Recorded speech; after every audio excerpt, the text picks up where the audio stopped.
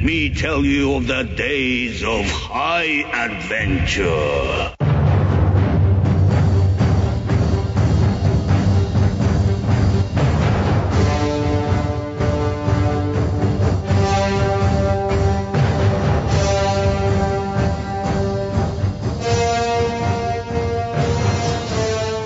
Hello, I'm Kevin. And I'm John. And this is 6 Degrees of Schwarzenegger, the podcast where we take a long, hard look back at some of our favorite action movies from the era of Arnold.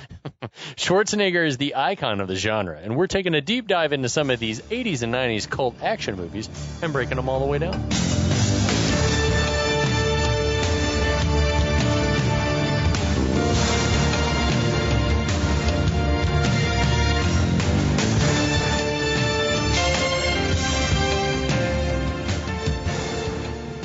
Hey, John. Hey, Kevin. Hey, whew. Buddy. Bourbon is flowing In my Atlanta. veins. That's It's right. coursing through my veins. We're celebrating living through the storm. The fish is in the oven. Is that a euphemism? That's a euphemism. That's code. Ugh. The fish is in the oven, sir. Fish is- We'll just see what we see. The mackerel are in the net. Well, I guess we'll just see what we'll see. The tuna is in the wheelbarrow. What? We're back to talk a little more about Point Break. No, Wait, what Under movie is Siege. this? Oh, shit. Is that wishful thinking? No, the you're bourbon Gary is just Busey. kicked in. No, it's the Gary Busey connection. Just drinking this Hill Rock. You were thinking about how good Gary Busey is. That's an easy mistake to make. Yeah. We're talking about Under Siege. Under Siege, episode 2. Yeah, Welcome all of our listeners. Yeah, all our thousands. Helen Mirren, Daniel Day. Good to see you guys. Yes. Thanks so much for Frankie tuning in Muniz. What? Maybe. Really? Sure, why yeah, not? Probably. Aspirational. Definitely. Yeah, we hope. He'll be on next episode. Yeah, we hope that he and Bryan Cranston are listening together. Yes. Reminiscing about Malcolm in the Middle days. But I dig this movie. I grew up watching this one for sure. This was a blind taste test for you, though, so I'm into it. Yeah, I did not grow up watching this one. I think by this time I was like transitioning out of like the steady diet of action movies. Oh, and was, really? like moving up. Well, That's a shame. by 1992, I'm trying to think about. I was 10 years old. Yeah, so I know that was like right in the wheelhouse. So I have no idea how this movie fell off. What was your rental spot? It had a name. It wasn't Blockbuster, in Jasper, right? Georgia, it was the Visitech. But by 1992, we would have just moved to Cumming. And in Cumming, it was the Blockbuster. Not a movie gallery? Yeah, no. we had a Hollywood Video later. Oh, shit. Okay, yeah. Which I also liked. I imagine a world in which there were the demand to support like 3 different movie rental, like big national chains. Yeah, we had 2 in Cumming, and it was outlandish. Awesome. We were spoiled for choice. I feel like Under Siege was definitely like a 10 to 12-year-old Kevin's sleepover staple, like at friends' houses. Yeah, I'm like as far as language, my parents had a fixation on dirty language, and this movie doesn't have a lot of bad language. No, it's nothing like Die Hard. I was like, there's no F-bombs that I can think of to this point that I've seen. There must be a few, but it's not like Die Hard. Watched like my mom let us watch fucking like Nightmare on Elm Street and stuff like that. So super violent. Yeah. But if they're boobies or bad words, well, maybe they heard about the titties in this one. Maybe that's probably. We haven't quite gotten there yet, but we don't want our kids to acknowledge their sexuality. We want to stifle that shit as long as possible. But anyway, what has happened in this movie up to this point? Nothing. No. So we got the USS Missouri. It's a battleship laden with weapons. It is being decommissioned. It's being sailed from Hawaii to San Francisco. There's like a skeleton crew operating the ship. Right. Yeah. We got Chief Ryback. He's down below, is like a cook. Yeah. He's serving as a cook. That's all we know that he is for now. He's played by Seagal. We got the captain's whatever. It's the captain's birthday, I guess. Yeah. Yep. There's an unauthorized helicopter full of like. Yeah, Gary Busey has set a plan to where this helicopter caterers and a band and a stripper are coming for the captain's birthday party. Right. And that's it. Yeah, that's all that's happened. Yeah. And we know that there's some animosity between Ryback and the XO of the ship. Oh, yeah. Gary Busey. Yeah. Oh, yeah. Yeah. Ryback has been, he's run afoul of Commander Krill. And now he's been locked in the meat locker. Because he pushed an officer. Why are you pushing me? Or then he punched him in the face and fucked him up. Why are you pushing me? Yeah. Why are you pushing? He drew first blood. Man, where's Brian Dennehy at? He should have. Damn, he could have killed it as Commander Krill or the Captain. Yeah. Any elder. Fucking that dude he wouldn't have been as like he would have brought some gravitas to this movie. Massive big talent. time. Yeah. Anyway, so yeah, our action picks up in the galley. Private Nash, the Marine who Krill left to guard Ryback in the meat locker, tells Ryback that he's under orders to not speak to him. I left this out, but in the meat locker, we see Ryback like contorting himself to bring his handcuffs from behind his back to in front of him. I used to like practice that shit. Like, you never know when you're going to need to. I was definitely convinced I would need to be able to do that at some point in my life. Like you hold your hands behind your back and you try to bring them around to the front. Yeah. So yeah, we cut inside the locker. Ryback tells Nash that he's going to be held accountable eventually and that he needs to consider that. But Ryback tells Nash that Krill didn't say that he couldn't talk to the cabin and that he should go ask the captain. Captain. Well, I am not drunk yet. Ask the captain what's up. So while he's talking, we also see that Ryback's like working his shackles from back to front by like slinging them over his feet. And I feel like Jacob and I would try to do that shit and like see who could get out of our jump rope manacles. He called Nash a little E1 prick. Yeah. Which I was like, what is that? And I looked that up, and that's like authentic lingo. Like that means the lowest level of enlisted men. Yeah. So there's like E1 up to, and we'll get into this later as it figures into guard duty, because I had a question about guard duty. But yeah, as far as like what the code listings are for enlisted men. That's like private first class, Nash. So we cut to the captain's birthday party in the mess where people are drinking punch. Taylor's enjoying some apps, and other seamen are loving that singer. The singer was fucking shredding. That dude's voice is killer. Most talented terrorist for sure. And we never really see him again. It's like that dude fucks. He was destroying worlds. That voice. Yeah, Jesus his voice is Christ. Unreal. It's really good. It's like I love Huey Lewis, but I think that dude's voice is better. Elsewhere, we see waiters bringing food to seamen in the engine room, which I'm not sure is allowed. No, imagine a world in which a caterer in a just tuxedo has free roam, is wandering free through range. the bowels of a battleship with like a platter of hors d'oeuvres. Pigs in a blanket? Sir? Canapé? Excuse me, sir. The dude in charge down there. He's like pouring motor oil into the boat. He's like, canapé, sir? Get out of here. That was the most Chicagoist man that's ever lived, that man down there. Yeah, the dude that's apparently in charge of the interview is like, Twinkies, but where's Miss July? Like, hey, where's Miss July? Thanks for bringing down the hors d'oeuvres. Where's the bears? Yeah, where are the bears at? So funny he should ask, because at that moment, Stranix is introducing her to the boys in the mess. However, it's not Miss July at all, but Krill, who comes in dancing in drag for reasons unknown. Some guys are loving it. Other guys are put off by it. I love when Krill leans into Stranix, and I keep wanting to call him Skrillex so bad. But he leans into the mic and yells, "Welcome to the revolution," and pets his face. That shit right there alone makes this movie worthy of the treatment. Yeah, oh, totally. I mean, what the fuck? Were you prepared for that? No, I was like, I drag? immediately was like, why is this happening? Holy shit. I don't know why this is happening. So while Stranix raps to Mary Had a Little Lamb. Is that what it was? Yeah, he's Mary had a little lamb. He's making a gay joke about Mary being in drag. But it's like they needed something that he could say, I guess, and know, off the cuff. But anyway, he's rapping to the words of Mary Had a Little Lamb. One of the officers says, maybe Krill isn't such an asshole after all.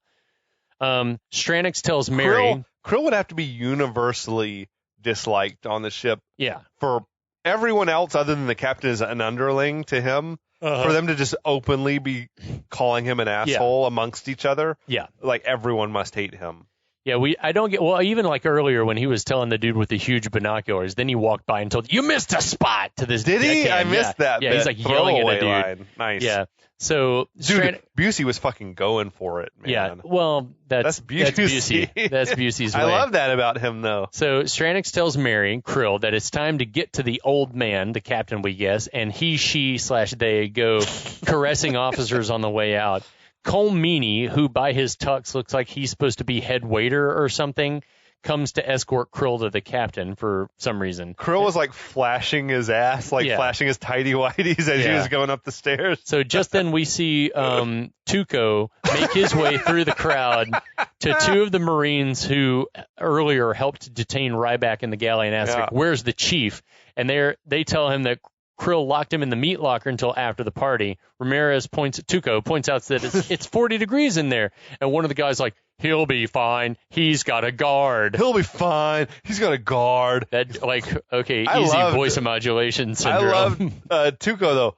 Yeah. Yeah, it's like, okay. That was fucking killer work to me from our Raymond Cruz. That line interests Tuco. It seems to interest Tuco to no end, and he turns to go. But down in the galley, Ryback's still trying to reason with Nash, saying that Krill's a maniac and that Nash should tell the captain that Krill spit in the soup.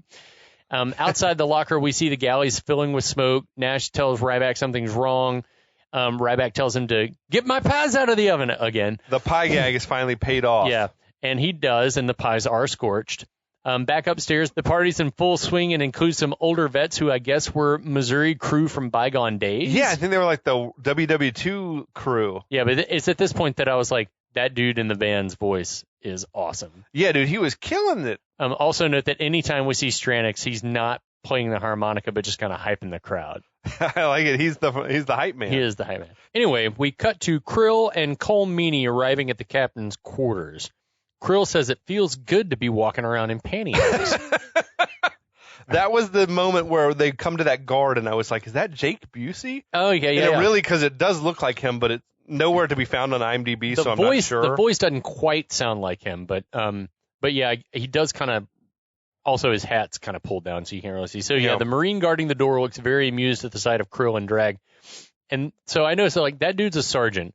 Watching this for the first time, I had a hard time believing that they'd have a sergeant on guard duty. Okay. But I looked it up, and apparently security duties are assigned from E1, which we've discussed, E2, prick or whatever, you know, like way down in the food chain, to E8, which is like gunnery sergeant or something like that. I feel like, sergeant is about as high as you can get as an enlisted man in the Marines. And this dude is a sergeant E5. So mea culpa, movie. You were right. Under Siege. I really do. I don't know how. I don't know who he's working with, the technical advisor, but I think like the military politics of it all are spot on. I appreciate it because a lot of time it's like not the case in movies like this. It's like, well, we didn't do our homework and fuck it, we don't care. So Krill tells the sergeant that they come to escort the captain to the party. The guy opens up, announces Krill. Captain says, send him in. The captain is just like, the fuck is this? At the sight of Krill in drag, minus the wig, but with a big cigar in his mouth.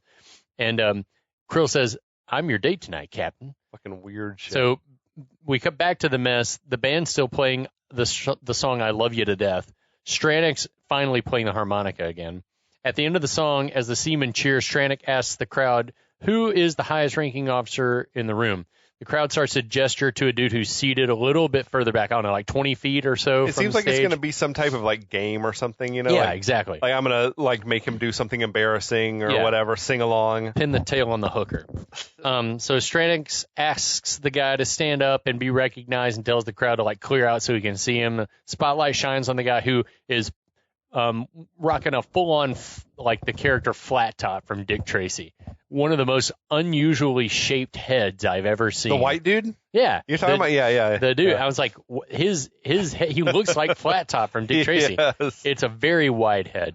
So Stranix asks, you're the highest ranking officer in the room? And the guy says, that's right, and introduces himself as the operations officer, third in command on the ship. Stranix says, it's a pleasure to meet you, Commander Green. No one said his name. Yeah. But anyway, Stranix pulls a pistol and shoots the dude in the forehead. No, I think because he was briefed. Yeah, well, I know that, but it's it's weird. But like he pulls a pistol out and shoots the dude in the forehead. Anyway, before Commander Green's body hits the floor, all the caterers and musicians pull previously hidden weapons from places. Yes.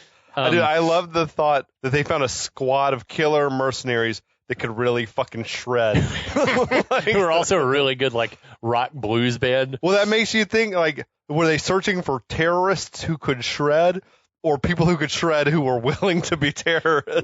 How much money could I pay you to learn how to use this firearm. Yeah. I imagine it was like the signs on telephone poles where you peel the number off, you know. Looking for mercenary / bass player to join my band? Can you shred and are willing to take over a battleship?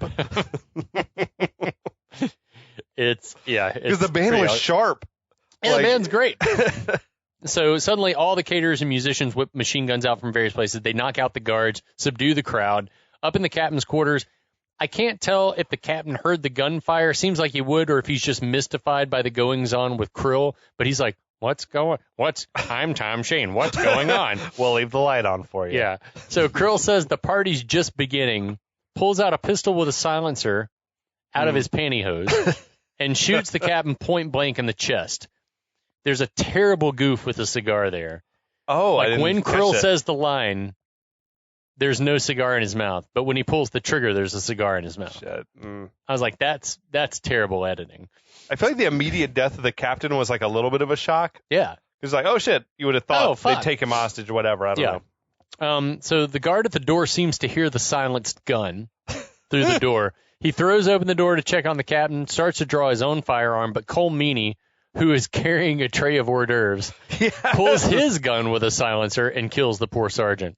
And Krill's like, whoa, good shot. And I mean, not really, because he was like maybe 3 feet away shooting into the dude's like broad back. So anyway, whatever the larger plot is, the first phase, take over the boat, seems like pretty well in hand. Down in the mess, gunmen led by Stranix are getting all the seamen under control. Stranix pistol whips a dude and then steps on his neck. Down in the engine room, one of the caterers shoots the Chicago guy from earlier who was asking where Miss July was, shoots him in the leg. Cut over to the galley. Ryback hears the gunfire and asks Nash what's going on. Nash looks like he's unsure about anything at this point, but doesn't like tender an answer. Cut back to the captain's quarters. No, that's when he was like, I don't know who you're talking to. Yeah. Because there's nobody out here who's listening to you. La, la, la. La, la, la, la. So we cut back to the captain's quarters where Krill orders Colm Meany to, quote, take care of that, which prompts Colm to shoot the captain a second time. I guess that the first shot to the heart wasn't enough to kill because the captain does grunt as he gets shot that second time. It's like, we'll leave the light on for him. Oh, God. You've got a friend. You've got a friend. So stupid. So back down in the mess, Stranix checks his watch, finds he's 4 minutes ahead of schedule. Damn, I'm good. In the engine room, techs are hauling their CEO out at gunpoint. One of the baddies radios to Stranix saying, Mother Goose, the quails are in the nest. That's so weird. We cut back Why are they using coded language? I don't know. Yeah, no one's listening. We cut back to the galley. Nash yells to Ryback that the sounds they're hearing are just the music from the party. Yeah. Ryback says, you got shit for brains, Private. That's definitely gunfire. Oh, that's where he says that something is definitely going on and that he should call the bridge. Nash is still defiant, though no kind of a good actor. Oh, Ryback. He says with a chuckle. Oh, Ryback. So down in the mess, the bad guys are hurting the seamen somewhere. At one point, one of the bad guys tells another guy to seal a door with a blowtorch. In a stairwell, a featured baddie named Shadow tells the captured men to keep their eyes on the man in front. One of the Marines jumps out of line and tries to like overtake Shadow, but Shadow, like without problem, drops that dude and then shoots him a lot. Did you recognize Shadow? I do recognize him, but I don't like. He was Copeland in The Fugitive, like the other dude who survived the train crash, and had the gun to Newman's head. Yeah. Later on when he got shot right by his ear or whatever. When they go visit his apartment. So this was crazy because I was doing the research, and a ship like this, if it was fully staffed, would be like 2,000 men on board or 2,000 sailors. So I don't know how small the skeleton crew is. Seamen. Yeah, that's a good point. It's not a time of war, and they're just taking it back to be. They probably put as few people on as possible just to get it. They don't want to waste those precious taxpayer dollars. That precious seaman. Oh. So from atop the stairs, Stranix shoots another sailor in the head just because. You're right. And tells the other captives to let it be a learning experience. If you resist, "We will kill you and the men next to you. Now move out of here in an orderly fashion now." That was intense. Yeah, weird cut to the exterior of the ship where some bad guys are getting ready to rappel from one level to another. Where were they rappelling? They climbed. Why were they? To the top of the ship to rappel down. And we have to think that these are waiters. Yeah. They set down their trays of hors d'oeuvres and canapes, or ate them, and then we're like, time to rappel down. So then we're back inside where we see all the seamen and Marines have been moved to one area and get sealed in the room. The forecastle. Yeah, the spelled forecastle, pronounced forecastle. Forecastle.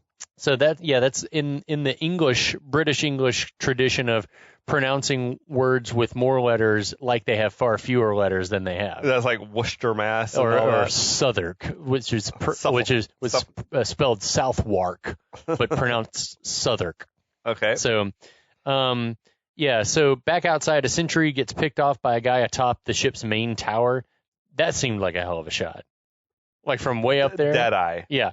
The body falling seems to get the attention of another officer on the bridge, we guess, who somehow hasn't heard any of the gunfire elsewhere, but walks out like, what the hell? Several bad guys start to, 15 guys rappel down now. It's like everyone has set up there, and no one's belaying. Everyone's just rappelling. It's that shit from Blues Brothers. Yeah. Yeah. So the confused officers captured by Cole Meany. The bad guys also capture what looks like a radio operator. And then 4 other guys rappel in. There's lots of rappelling. Right before the next cut, we have to appreciate the fact they had to climb all the way to the top. Yeah. They had to climb past several the stairs deck that they were rappelling down to. They walked past other sailors or seamen. They walked right past the point that they were rappelling down to. Yeah, like, why not just stay there and pull your gun? But anyway, right before the next cut, one guy with a gun, one of the terrorists, does this weird, herky-jerky pivot around and just looks dead into the camera. And I'm like, oh, no. No. We didn't have time. We couldn't go back and get this.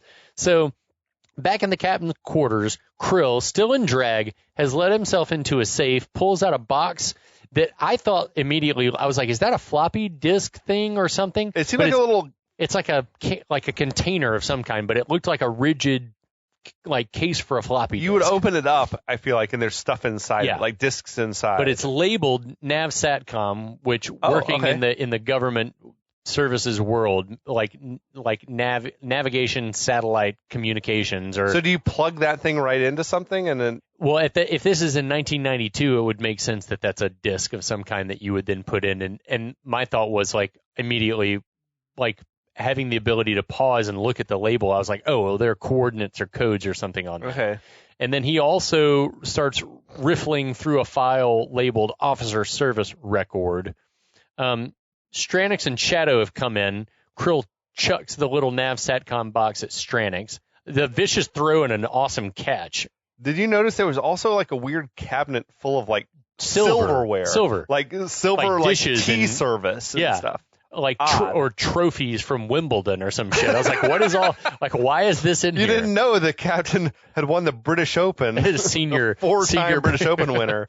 So Krill resumes going through the file, asking, where is it? But then immediately finds it, says, listen to the shit I've had to put up with, and begins to read from the captain's log. The past few weeks, Commander Krill has become increasingly hostile to the crew, possibly due to the anger over my last reviews of his performance. I recommend that he be given a psychological evaluation before taking over his next assignment. He slams the papers on the desk and asks if he, the man currently with fake boobs and a panty on his head, looks like he needs a psych eval. Stranix, who's been listening with subtle amusement, says, not at all. Not at all. And then checks his watch again.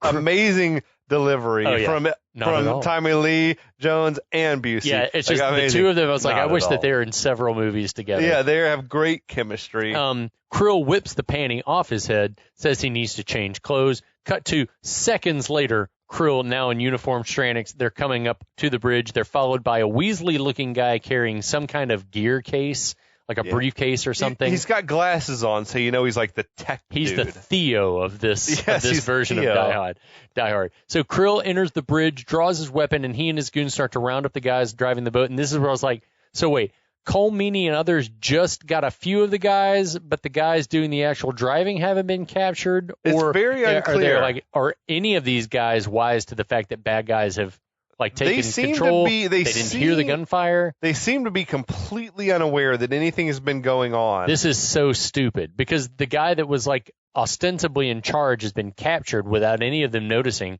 and was just right outside of the open door. Yeah, it's odd. I don't know if this was where'd he go? Well, that guy captured re-edited out of order or something, but it's odd. Dumb. This is a dumb sequence of events. But anyway, it happens again. Yeah. Krill tells them that they're being taken to the forecastle, and that if they cooperate, no one will be harmed. Presuming the other seamen are all in the forecastle, is there another door that hasn't been welded shut? Because they already welded those dudes in There's there. that hatch on top that we see later. We'll just assume that there is. We're going to feed them down through the hatch on top. And then we'll weld that shut. Okay, so anyway, the bad guys then move on to the next important room, which is the navigation room. Full of another squad of dudes. A whole squad of guys that have also not been hipped to the fact that terrorists have taken the ship.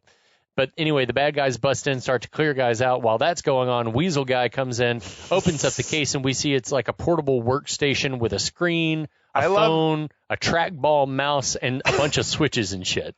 I love that Stranix was really just bullying and berating this one particular sailor. He's like, "You're not going to give me any problems, are you, motherfucker? Oh, you're a cheeky little bastard, aren't you?" And it was like, Tommy Lee was guaranteed improvising. He was making a meal of it. Yeah, he was just chewing it up. I love that he was into it though, because he's not someone you consider to be an action star or anything like that, but he was going for the gusto. But he's a professional. He's like, once they're all cleared out, he's like, my God, what a bunch of wusses. Yeah, I know. So once the seamen are all herded out, it's Colm, Stranix, Krill, and Weasel left. Stranix gives the Weasel Guy, Mr. Pitt, the nav satcom box. He calls it the disc and tells him to guard it with his life. So I wasn't far off. I felt gratified knowing Absolutely. I wasn't far off thinking it was a floppy or some floppies. So then Stranix asks Pitt to bring up the layout of the Missouri on the monitors. And it's from this moment that the power dynamic shifts completely, and we get that Stranix is the guy. He is the head honcho in charge of this rogue group. Pitt says, we've overridden all the ship's systems. Cole Meany gives the rundown on all the rooms that they control and says they've welded shut the port and starboard crosshatches. Krill says that there may be a few crew left in quarters or in non-essential areas, but that they can't go anywhere now. Cole Meany says everyone else is in the forecastle. And Cole Meany has changed from his tuxedo into his terrorist turtleneck. Yeah. He's wearing. Terrorist turtleneck ought to be a thing if it's not. Someone needs to market my terrorist turtleneck. He had a turtleneck and blazer on. It was amazing. Your J. Crew or Yves Saint Laurent terrorist turtleneck. I was digging it, dude. Yeah, his look is killer. He's the sophisticated one. Absolutely. He's the European of the group. Yeah, so Stranix is pleased at all of this and orders Pitt to reactivate the weapon systems and tells Cole Meany to send out their welders to, quote-unquote, chop up Broadway, which we don't know what that quite means yet. So Stranix then promotes Krill to captain, which Krill gets very hard about, and then yells that he needs something to eat. And then he seems to have a sinking spell or flash of pain or discomfort or something. He's feeling his head. The blood sugar had been dropping or something. He's probably been hopped up on adrenaline. And maybe that was a Tommy Lee thing. He's like, if you're on adrenaline for that long and you've got a moment to come down, you crash hard. Under huge stress, too. We cut back down to the galley. Nash, gun drawn, finally opens the door to the meat locker, tells Ryback that Krill warned me that you were tricky. Ryback says, Private, I'm not tricky. I'm just freezing. So he insists again that something's going on and that Nash needs to call the bridge, that no one's going to yell at him for doing his job by checking, and that he should get on it right away. And Nash is like, okay. Do you get the impression that Ryback is fully aware that something real is happening? I think that he knows the sound of a gunshot for sure. And that there have been enough red herrings. Him being locked up in the cooler, for one thing, I think is not a red herring, a red flag, excuse me. Yeah. That's an issue. That's not protocol. I think that the captain brought Ryback on the ship to be his fucking personal protector. Is what I think. Oh, because you haven't finished the movie yet? No clue. Oh, okay. Yeah. Oh, so you don't know what the Nope. relationship I between only Ryback and watched the the captain is? nope, not Oh, one I clue. love this. Yeah. I thought the fact that that Ryback warned Nash to be careful, Yeah. made me think that he really does believe some shit's happening on this. Like, be careful when you call up. Like, Yeah, that's some shit's popping off here. That's what I got. The thought that I got was that Ryback knows from being I got the feeling, just what I knew from the movie, that he's not just a cook. He's not a fish out of water. He's something more than he seems, or this movie would say. Goddamn cook's a seal? Right. So Nash finally acquiesces, but he says, all I'm going to do is check in. So Ryback says, do it and be careful. Nash quickly shuts the door again. Cut back to the navigation room where Stranix is slicing up with a fucking butter knife some prime rib, and he tosses a thin, nasty looking sheet of beef at Shadow. Shadow undeterred just starts mowing down on it. That was weird. I feel like it was a master tossing scraps of meat to his wild dogs. Oh, totally. Yeah, that was what they were going for. Setting the power. But you dynamic. imagine he's like, who wants me to carve them a scrap? Who wants some? No, he's like, who wants mid-rare? Who wants rare? So a goon runs up and tells the honchos that they've got a call from a private Nash on guard duty in the kitchen. Krill somehow has forgotten about Ryback, who he made a massive deal out of detaining just a couple hours ago. He's crazy. Yeah, Krill is crazy. Krill is out of his nut. So Cole Meany tells Pitt to pull it up on the monitors. They see that the gallery is unsecured and provides access to the whole ship. You left out the fact Cole Meany's got a flute of champagne. Yeah, they're all drinking. They're drinking bubbly, which I love. He's getting shitty. Cole Meany is my kind of terrorist. That would be me. Amazing. That would be me. I'd just be over there getting shit canned on champagne. He's got the proper champagne flute. Yeah. That killed me. I love it. The dudes are fucking partying. Yeah. So Krill, looking pained like he forgot to move clothes over the dryer, says, "Oh, it's Ryback." So Stranix says the name kind of like a question, but to a first-time watcher, it appeared to me that maybe there was a hint of recognition. But the more that I've watched of the movie, I get that there's not. That Wait, who had the hint? Stranix, when Stranix says Ryback. So you haven't made it farther yet? No. Okay.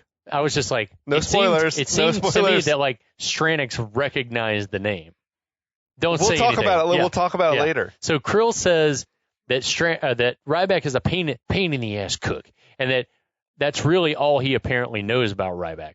He asks for the phone, thanks Nash for checking in, and says he wants him to keep Ryback under control and that he is not to open the door. Stranix ominously tells Krill to also tell Nash that they're going to send someone down to relieve him. We know what that means. Yeah, we're going to fucking kill you. So Nash asks if everything's all right, that they heard something that sounded like gunshots, but Krill's like, gunshots? Oh, that was party poppers, fireworks, just part of the festivities, and that Nash should just sit tight until relieved. Is everything all right, sir?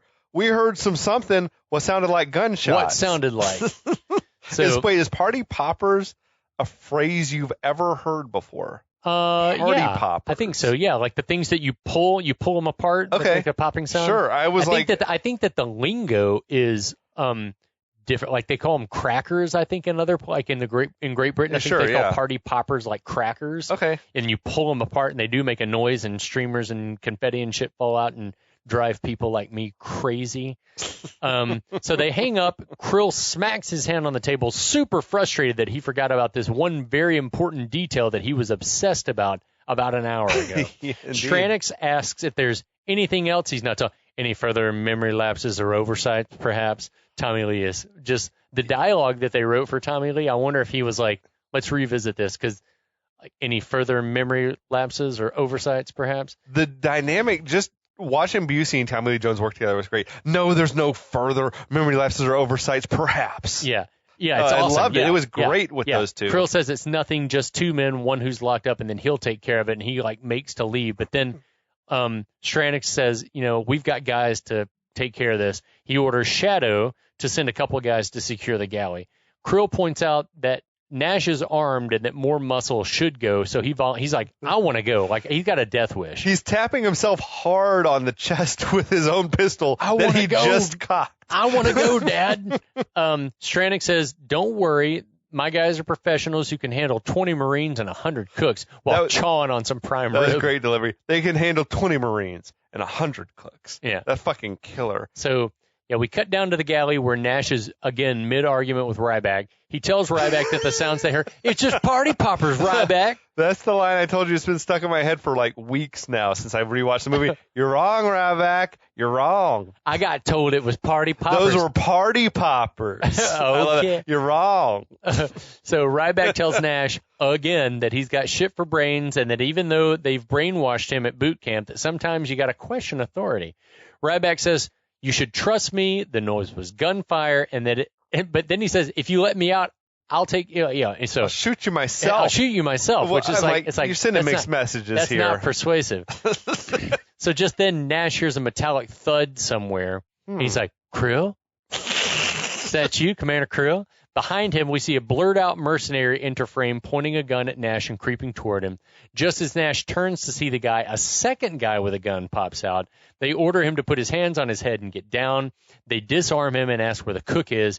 Nash motions with his head that he's in the fridge. The reefer. They back away and then just blow him away. Poor Nash. Yeah. They remove the honing steel from the lock, quickly fling the door open and open fire into the fridge. But Ryback ain't there, so it would seem. That one dude was just going to town on the jars of mayonnaise or tartar sauce or whatever the fuck it was. He hates these cans. He hates dairy. So a vent in the ceiling swings open, hits one of the guys in the face. Then what Ryback, was that hatch? It wasn't there the whole fucking time? I mean, I don't know. It must not have been a way to escape necessarily. Maybe it's just where like a cold air vent or something. The cold air motor is up there. No clue. But then Ryback swings down, kicks the other guy, runs out of the fridge, closes and bars the door. I appreciate the fact that Ryback at least had the decency to check Nash for a pulse before rummaging around for the keys to the cuffs. I got no keys for these cuffs. I got no keys for these cuffs. Meanwhile, the mercenaries are shooting the shit out of the fridge lock. Ryback finds the keys, runs, and I guess cuts power to the galley, or I thought he turned the lights off, but anyway, there's all these like amber, the power's cut lights. Yeah, off. It was like I think he flipped a breaker or something, and yeah. The goons kick the door open in unison, split up to search. In among the dish racks, Ryback removes his cuffs, and his chef's jacket and starts creeping around the kitchen behind shelves. He worms his way over to the knife that he threw into the cutting board or whatever that was earlier and slings it at one of the gunmen, like hitting him in the throat. Dude falls without a sound. Sweet kill. Yeah, very cool. He punctured the voice box. That's right. Well, the voice box, the jugular, it's like all of it. It was a one-trick shot. So the second gunman's trying to fight. He's like, hey, where are you? But Ryback gets the jump on him. They wrestle for the gun. Shots go off. Ryback throws the guy over the counter. The guy gets up with a sidearm drawn. Ryback grabs him. There's more grappling, more shots going off. Ryback, again, which all kinds of questions about how acoustics work on a ship, because sometimes you can hear everything and other times you can't hear a gun go off or a boom box. You're saying elsewhere in the ship they should have heard gunfire they should have heard happening? this. I guess they knew they were supposed to be killing people down there. Yeah, maybe. So Ryback tosses the guy into a shelf full of dishes, which causes the gun to fly out of his hand. With his free hand, I mean, immediately. The gun flies out and the dude immediately reaches. Like, I watched the shot. Like, hand flies up. He reaches, like, in the same motion, reaches down and pulls the knife. Okay. So, I mean, it's like blinking, you'll miss it.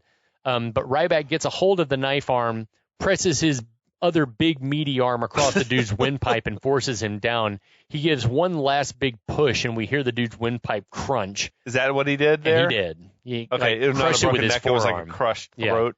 Yeah. Ugh. Gross. So Ryback removes one of the guy's gear harnesses, then walks over to the counter, puts a piece of steel wool in a coffee cup, dumps some sherry or cooking wine in what looks like some distilled white vinegar in the cup. I can't tell what that was. It could have been some sort of an alcohol, like a rubbing alcohol, or I imagine in a kitchen that's like white vinegar, probably, because white is vinegar. Is that flammable? I don't know if vinegar's flammable or not. Sherry is. Sherry, yeah, sure. But I wasn't sure if they could have like something they use to clean the blades. White vinegar is what you pour in for like science experiment that it can cause mixed with other chemicals. It can cause like a chemical reaction that. I want to trust the writers that they know what this shit is. That they knew what was going on. But I think especially if you throw that in a microwave, which he does, that he knows that's going to cause excite the molecule so much that it would cause an explosion. But anyway, yeah. the steel wool in the microwave would be enough to cause a fire, but I think he's going for something bigger. But since the power is out, he just sticks the cocktail in the microwave, turns the knob, thinking that later on people are going to come down here and restore power. He knows what he's doing. So, yeah, I got that. Like, as a first-time viewer, I was like, I'm proud of myself for knowing that that's what's happening. So back in the navigation room, Cole Meany still drinking champagne, which I love. I love that, dude. He was getting shitty up there, and I love that for him. One of the bad guys, radar operators, announces that they've got an F-18 close by now. He said they're looking for the helicopter. Yeah. So I'm like, so did they know that there was a helicopter coming, or was there an unauthorized helicopter? I'm wondering if whoever sent the helicopter, whoever organized that, like if the bad guys organized that helicopter via a third party, if someone was like, I'm missing a chopper. Yeah. Like called it in and they were like, oh, we got to go look for it. It was going to the Missouri. Like it might be lost at sea or something? Yeah, it was going to the Missouri. We need you to go look for it. That was the vibe that I got. It's also crazy to me that it's like 30 years on from this movie and F-18 is still like the plane that they're flying. Yeah. So Pitt says the F-18 is looking for the helicopter. Cole Meany picks up his champagne chilling bucket to study the radar. He just studies that radar. Yeah. Cut to some B-roll of a jet and the pilot in the cockpit. There's some more studying of charts on Cole Meany's part to try and sell the fact that he knows what's up. Yes, he's just looking meanwhile, at shit. Ryback, who we were told earlier had free reign of the whole ship from the galley, has gone directly to the captain's quarters. Sure. He sees the captain's body, which has been unceremoniously dumped into the floor from its earlier resting place on the couch. Bro, this is where the music was terrible. Like the glaring sort of synth score, like synth horns. It was like terrible. It's like a low budget type movie. It was very cheap all of a sudden. Ryback, in a gesture of respect, drapes his buddy, the captain's jacket, over the body. Then he looks really pissed off to no end, and seems to look right up at the camera before we cut to a shot of the F-18 flying low over the Missouri. All the big bads, most with champagne glasses in hand, have come out to watch on the deck, to watch the flyby. We hear the pilot say that he don't see no helicopter anywhere, but he's just going in for a closer look. I love that. How much closer can you get, dude? I mean, I'm going in for a closer look. You're going to throw a champagne glass and hit that jet. I'm going to crash my jet into this ship. Stratix seems to shake his head in disbelief and then starts like chuckling to himself. The pilot tries to hail the Missouri, but instead of an answer, we see Pitt in the nav room flip a switch, flip a bird, and he says, goodbye. The array makes a sound like an alarm. An alarm goes off in the cockpit, and the pilot's like, are you tracking me? And they're like, negative. Negative. Then we see one of the ship's guns swivel and hear the sound that everyone who's ever seen Top Gun knows means that someone has a target locked. Yeah, man. So the pilot says, with no great concern in his voice, you've locked me up. You've locked me up. Mayday. Mayday. Someone direct that man. Like, I would have been filling the cockpit up with shit. Like, I would have been having a full-on panic. You've locked me up. Mayday. Mayday. Anyway, the ship opens fire, destroys the jet. The bad guys along the railing recoil at the blast. But as Jimi Hendrix's Voodoo Child cranks up and Krill starts to whoop and holler, we get a shot that I absolutely love of Stranix, like looking bemused and sort of like, it looks like he's bobbing his head to the beat. Was that before the big toast? Or after the big toast? It's before. But like Tommy Lee's just looking like, fuck yeah, I did that. Badass. It's badass. The firepower of that gun is incredible. Yeah. So Krill raises his glass in salute and says again, welcome to the revolution. Only this time it's a toast. Great crazy face from Busey. And he pounded the entire glass of champagne. Stranix and Cole Meany clink glasses and drink up. Like Coleman and Krill clean their glasses, but Stranix like drinks about half of it and then says to Shadow, they'd better call the office, smiles real big, and then leads his men into the command center. We close with some aerials of the Missouri at sea at night. It seems that the bad guys have indeed finished this first part of their plan, but Kevin and listeners, little do they know that there's a poison pill. A fly in the ointment, a monkey in the wrench, lurking below decks. Absolutely. What's going to happen? I don't know. Check us out next week. We're going to find out. We'll be back.